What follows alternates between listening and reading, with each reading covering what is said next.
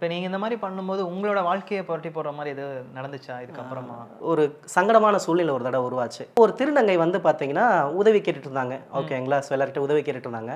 நான் பார்த்துட்டு எப்பயுமே திருநங்கைகள பார்த்தா, ம். கொஞ்சம் ஒதுங்கி போற ஆளு. ம். அன்னைக்கு வந்து பார்த்தீங்கன்னா, நான் ஒதுங்கி போயிருந்தேன். திடீர்னு வந்து ஸ்டாப் பண்ணாங்க. ம். ஸ்டாப் பண்ணோனே அதே நேரத்தில வந்து பார்த்தீங்கன்னா, என்கிட்ட வந்து ஏடிஎம்ல மட்டும் தான் இருக்கு. என்கிட்ட கையில பணம் இல்ல. ஸ்டாப் பண்ணோனே, "அம்மா சாரிம்மா என்கிட்ட எதுவும் காசு இல்லம்மா" அப்படின்னு சொன்னேன். சொன்னதுக்கு, "அண்ணா நான் அதுக்கு இல்ல. நீங்க Instagram தானே பார்த்துருக்கேன் உங்கள. உங்க மேக்கப் வீடியோஸ்லாம் ரொம்ப பிடிக்கும். ஓகே. எங்க ஃப்ரெண்ட்ஸ் எல்லாரும் சேர்ந்து பார்ப்போம்னா" சொன்னோனே, எனக்கு அப்படியே கன்னத்துல செவுல்ல அரைஞ்ச மாரி இருந்துச்சு. ஆ. ஐயோ! என்னடா இப்படி பண்ணிட்டேன்னு சொல்லிட்டு, "ஏதோ தப்பா எடுத்துக்காதம்மா" அப்படின்னேனா, "இல்லண்ணா உங்க வீடியோஸ்லாம் ரொம்ப பிடிக்கும். சூப்பரா பண்றீங்க. நல்லா பண்ணுங்கண்ணா" சொன்னாங்க.